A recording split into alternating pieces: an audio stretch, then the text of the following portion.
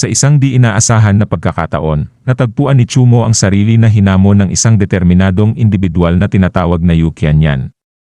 Kahit sa unang pagkakabigla at kawalan ng kaalaman sa isa't isa, ipinahayag ni Yu ang malalim na paggalang kay Chumo dahil sa kanyang kahangahangang tagumpay sa pagtatalo sa Thousand-Year Demon Beast gamit ang purong lakas sa isang mahalagang eksena sa Secret Land.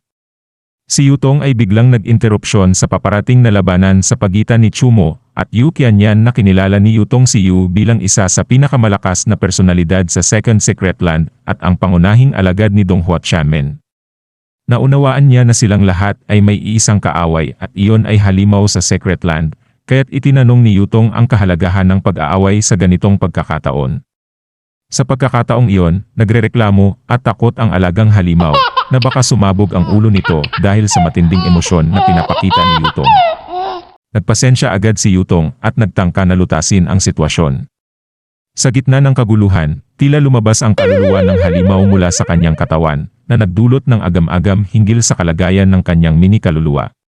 Si Yu Qianyan ay nagpaliwanag ng konsepto ng pagiging isang multo, ipinaliwanag na ang kaluluwa ay umaalis sa katawan pagkatapos mamatay. Gayunpaman, nag-isip siya kung ang pagkakaroon ng kaluluwa sa labas ng multo ay makakasama ba sa dalawang out-of-body experience.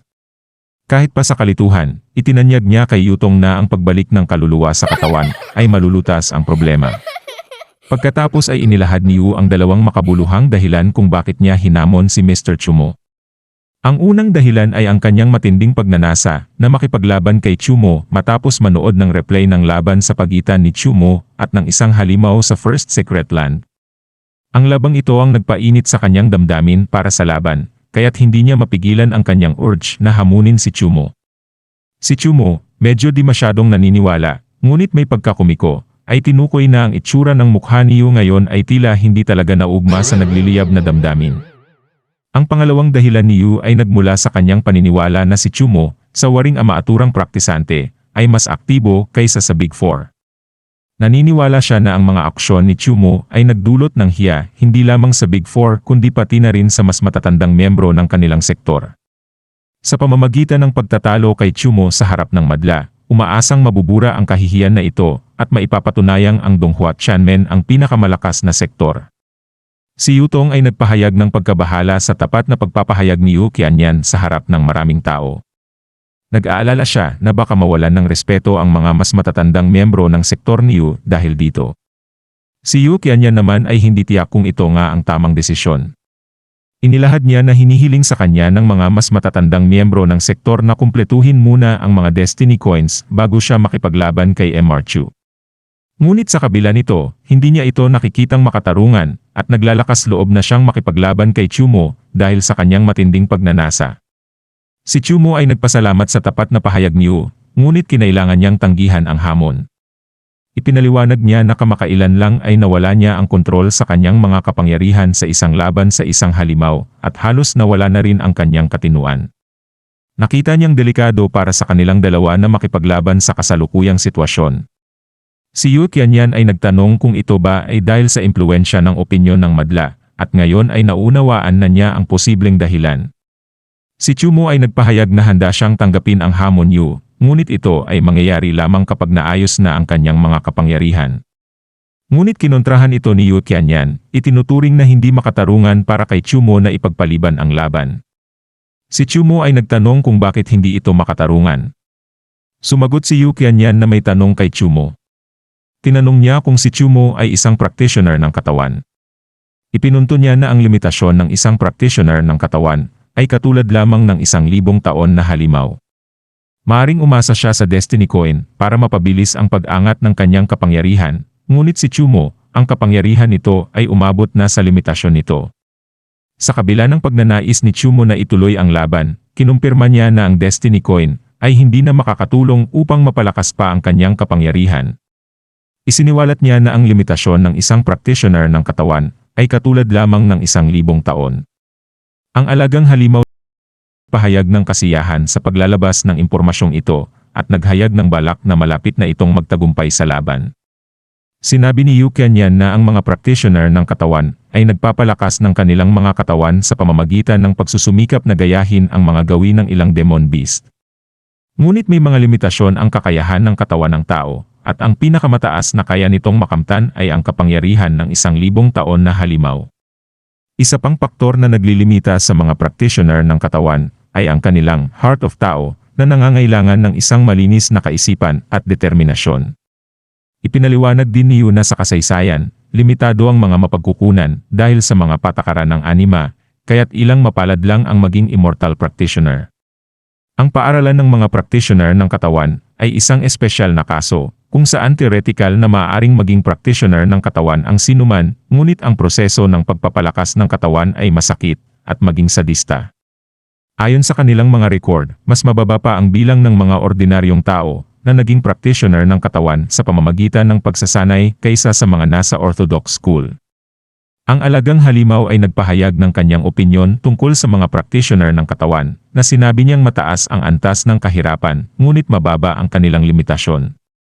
Nagtaka siya kung bakit may mga practitioner ng katawan pa rin sa kasalukuyang panahon. Si Yutong ay nagtukoy sa kanyang mini kaluluwa at inalok ito ng isa pang out-of-body experience. Ngunit pinanindigan ng alagang halimaw ang kanyang sinasabi, na sinasabing totoo lamang ang kanyang mga salita at hindi siya natatakot kay Yutong. Si Yu Qianyan ay ipinahayag ang malalim na paggalang kay Chumo dahil sa kanyang pagiging practitioner ng katawan sa kasalukuyang panahon. Ipinunto niya na maraming mga practitioner ang nagnanais na maghintay hanggang magkaroon sila ng sapat na destiny coins bago labanan si Chumo upang patunayan ang kanilang lakas. Subalit pinanindigan niya na siya lang ang makakatalo kay Chumo at hindi niya papayagang insultuhin si Chumo ng isang duwag. Handa siyang labanan ang lahat ng iba pang mga practitioner na magtatangkang labanan si Chumo.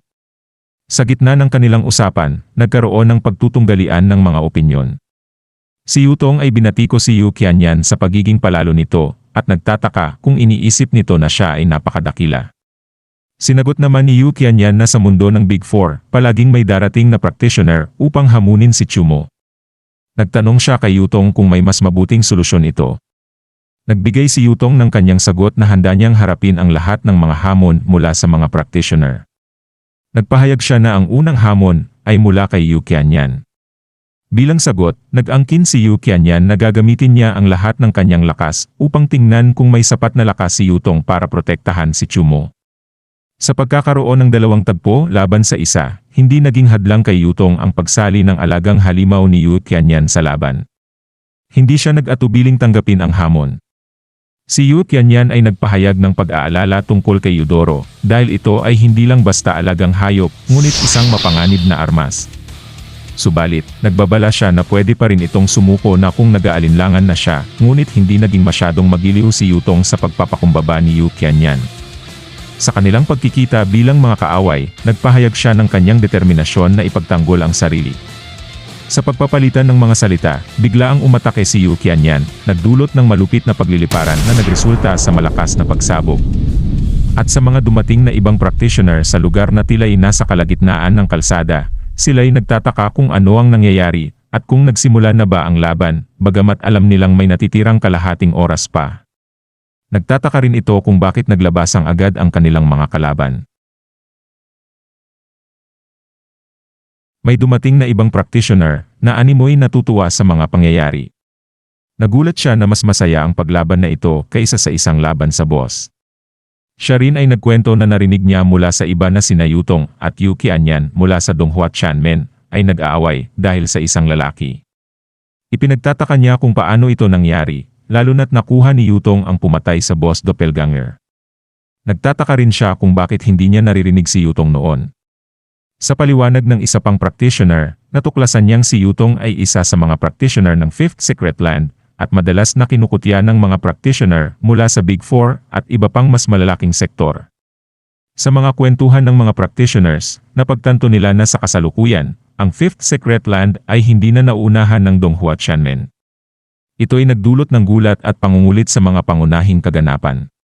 Isang practitioner ang nagbahagi ng kanyang pananaw na ang Secret Land ay patas, at kahit ang mga karaniwang practitioner ay maaring magtagumpay kung sila ay makakahanap ng tamang pagkakataon. Binanggit niya ang isang pangyayari kung saan ang isang taga-Taixuanmen ay nagkunwaring lumaban sa boss sa unang misyon ng Secret Land, ngunit sa katotohanan, siya ay naging duwag.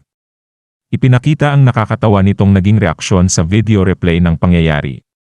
Sa pag-usbong ng diskusyon, may pumasok na taga-Taixuanmen at naghinala sa kanilang mga usapan. Mabilis nilang itinanggi ang anumang masamang intensyon. Sa pag-uusap ng dalawa, inamin ng isa sa kanila na talagang tinalo siya sa nakaraang laban at nagdulot ito ng pagkabigo sa kanyang ama. Isinalaysay din niya ang pangyayaring inalis ng kanyang ama ang Thunder Jar mula sa kanya at sa pag-aalala, ito'y pina-enhance. Samtala sa laban ng dalawang dalaga, nagsalita si Yu Qianyan na nagpapahayag ng paghanga sa tibay ni Yutong. Binanggit niya ang posibilidad na mapanalo niya ang laban kung magpapatuloy sila at nagbabala na gamitin niya ang totoong kapangyarihan ng Yudoro para patayin si Yutong. Inilahad niya na malulungkot si Chumo kung mangyari ito. Sumagot si Yutong ng may pagkukumpiyansa at kasamang pangungutya. Inihambing niya ang totoong kapangyarihan ng mini-soul ni Yudoro sa katiwalian sa salita ni Yu Qianyan. Sa paghahanda para sa kanilang sunod-sunod na mga atake, napansin ni Yu Qianyan na nawawala na ang kanyang hawak na sandata sa laban. Ito'y nagdulot sa kanya ng kalituhan at pangamba. Ngunit bigla na lang huminto ang laban nang makita na si Chumo ang may hawak ng kanilang mga sandata. Nagpahayag si Chumo ng kanyang pakiusap na magpatuloy sila sa laban, ngunit huwag naman silang mag-aksaya ng buhay. Pinag-utos niya na huwag silang magtangkang pumatay sa isa't isa. Sa gitna ng kanilang pagtigil sa laban, natanggap ni Chumo ang isang sistema na abiso. Ipinakita nito na may kasamang sign-up system prompt at nagpahayag ng Legendary Martial Artist Experience Uploading Current Progress 50%. Matapos itigil ni Chumo ang laban para sa kaligtasan ng dalawang kababaihan, nagkaroon ng maikli ang pag-uusap sa pagitan ni Yu Qianyan at Chumo. Nagtatanong si Yu Qianyan kung galit ba ito sa kanya, sa kabila ng kanyang pagmamalasakit para sa kanilang kaligtasan. Sinagot ito ni Chumo na pinigilan ang laban para sa kaligtasan ng dalawa, at hindi sa kadahilanan na siya ay galit. Nagpahayag ng pasasalamat si Yu Qianyan kay Chumo, at inamin na siya ay naging makitid ang pangunawa. Tinukoy niya ang galing ni Chumo sa pakikidigma, at ang kakayahan nito na magtago ng kanyang totoong kapangyarihan. Inamin niyang malayo pa siya sa pagiging handa na hamunin si Chumo. Sinagot ito ni Chumo na ito ay sobrang pagbibigay puri. Sa pag-uusap na ito, ipinahayag ni Yu Qianyan ang kanyang paghanga kay Chumo at ang kahandaan niyang matuto mula sa kanya. Inilahad niyang maaaring hindi ganun kadali para sa iba, kahit na ang pinakamalakas sa Big Four, ang Seekers, napigilan ang kanilang laban katulad ng ginawa ni Chumo. Nagtanong siya kung maaring maging kasama ni Chumo para matuto mula sa kanya. Si Yutong ay nagtanong tungkol sa intensyon ni Yu Qianyan sa paghiling na maging kasama ni Chumo. Tinukoy ni Yutong ang posibilidad na hindi ito nararapat para sa isang core disciple ng Donghua Tianmen. Sinagot ni Yu Qianyan na walang masamang intensyon sa kanyang hiling, at inilahad niyang ang desisyon ay kay Chumo kung tatanggapin siya bilang kasama. Tinalikuran niya si Yutong na itinuturing niyang loser. Ngunit itinanggi ni Yutong ang pagkakapanalo ni Yu Qianyan, nagpapakita ng patuloy na kompetisyon sa kanilang pagitan. Sa pag-uusap na ito, itinatanggi ni Yu Qianyan na natalo siya sa laban, at naniniwala siyang siya ang nanalo kung hindi itinigil ni Chumo ang laban. Ipinahayag niya ang kanyang buong tiwala sa paghatol ni Chumo. Nagtanong ang dalawang babae ng sabay kay Chumo kung sino ang nanalo sa kanilang laban. Ngunit bago pa si Chumo ay makapagbigay ng kasagutan, dumating ang isa pang tao at pinuna si Yu Qianyan sa kanyang pagiging labis na kompetitibo at pagdadala ng abala sa iba. Pinansin niya ang mga tuntuning ipinapairal ng Dantay Bidong at tinukoy ang kanilang mga presepto. Nagbigay sagot si Yu Qianyan na inirereklamo ang mga tuntuning at pagdidisiplina ng Dantay Bidong. Sinabi niya kay Jingshan na huwag siyang turuan sa pamamagitan ng mga patakaran, at sa halip ay makipaglaban kung ito ay magtuturo ng leksyon sa kanya. At sa gitna ng imbita ni Jingshan kay Yutong, nagpahayag ng galit ang alagang halimaw ni Yu Qianyan, ipinahayag nito ang kanilang hindi pagkakasundo at hamon sa kanilang mga prinsipyo. Ngunit si Jingshan, isa sa mga leader ng isang sektor na tinatawag na Dantay Bidong, ay nagbigay ng matinong imbitasyon kay Yutong. Pinuri ni Jingshan ang potensyal ni Yutong at inalok itong sumali sa kanilang sektor. Na-shock si Yutong sa inaasahan niyang imbitasyon mula kay Jingshan, na isa sa mga leader ng sektor. Napag-isipan niya ang mga pagkakataon na ito. Dagdag pa rito, may iba't ibang mga practitioners mula sa iba't ibang sektor ang nag-aalok din kay Yutong na sumali sa kanilang grupo, isinasalaysay ang mga benepisyo at oportunidad na kanilang inaalok. Sa mga patuloy na imbitasyon mula kay Yu Qianyan at Jing Shan, inilahad nila ang kanilang mga alok kay Yutong na sumali sa kanilang mga sektor. Pinuri ni Yu Qianyan ang kanyang sektor, ang Tayi Firehouse, ngunit binigyang diin ang pagbagsak ng kanilang overall lakas at ang dami ng kanilang core disciples. Inalok niya si Yutong na maging isa sa kanilang mga miyembro, ngunit nagbigay ng babala hinggil sa kanilang kalagayan. Si Jing Shan, mula sa Danta Ibidong, ay nagbigay rin ng imbitasyon at tiniyak kay Yutong na bibigyan siya ng kanilang sektor ng pinakamahusay na mga resurso. Ngunit tinanggihan ni Yutong ang mga imbitasyon at nagpahayag ng kanyang pasya na hindi muna sumali sa anumang sektor. Binigyang diin niya ang kanyang sariling limitasyon at ang naging tulong na natanggap niya mula kay Chumo. Sa kanyang iniisip, nagpapakita si Yutong ng pangamba na ang pagiging bahagi ng Big Four ay maaaring magdulot ng problema kay Chumo, lalo na't may mga alingaw-ngaw na koneksyon sa Demon Beast ang kasalukuyang nagaganap. Sinusuri niya ang mga epekto ng kanyang mga magiging desisyon mula sa kapatid at sa alagang monster commander ni Chumo. Pagkatapos tanggihan ni Yutong ang mga imbitasyon mula kay Jing Shan at iba pang mga practitioners, nagdesisyon si Jing Shan na huwag nang ipagpatuloy ang pagsusumikap na kunin si Yutong para sa kanilang sektor. Pinuna ni Jing Shan ang pagiging masyadong modesto ni Yutong at sinabi na ang pagkakaroon ng maraming Destiny Coins ay hindi sapat kung wala namang sapat na talento at pagsusumikap. Nag-alok si Jing Shan kay Yutong na maaari siyang mag-contact sa kanila sa hinaharap kung magbabago ang kanyang isipan. Nagkaroon ng kasunod na usapan ang mga practitioners, kasama si Jing Shan tungkol sa kanilang pagkabigo na makuhang sumali si Yutong sa kanilang sektor. Inilahad ni Jing Shan ang kanyang pang-aasar na maging ang Big Four ay hindi kayang maakit si Yutong, lalo na ang kanilang maliit na sektor. Ngunit bago pa sila makapagdesisyon na umalis, pinigilan ni Chumo ang lahat at nag-anunsyo na may mensahe siyang ibabahagi. Ipinahayag niya ang kanyang pangangailangan na magkaroon ng isang kompetenteng individual na magsiyasat sa posibleng ugnayan ng mga financial group at ng Demon Beast. Nagdulot ng iba't ibang reaksyon ang anunsyo ni Chumo sa mga practitioners na nag-aalala tungkol sa koneksyon ng mga financial group sa mga Demon Beast. Si Chumo ay naghahangad ng tulong upang malutas ang misteryo na ito at inaasahan ang suporta mula sa mga practitioners sa kanilang misyon. Matapos ibahagi ni Chumo ang kanyang pangangailangan na magkaroon ng isang kompetenteng individual na magsiyasat sa ugnayan ng mga financial group at Demon Beast, nagkaroon ng mga reaksyon mula sa mga tagapanood at mga practitioners sa lugar. May mga nagdududa sa intensyon ni Chumo at nag-aalinlangan na baka ito'y isang muling pagsusumikap lamang na pagtakpan ang kanyang sarili. Nagtanong ang ilan kung mayroon siyang patunay na hindi siya ang pumatay sa manager, at inilahad ang kanyang suspetsa na baka ang monster na ito ang nag-infiltrate sa Earth. May mga nagduda rin tungkol sa ideya na may mga Demon Beast na nagpapasok sa Earth, sapagkat ang Secret Land ay itinuturing na absolute defense line laban sa mga ito. Hindi sila kumbinsido at nagpahayag ng kanilang pag-aalinlangan.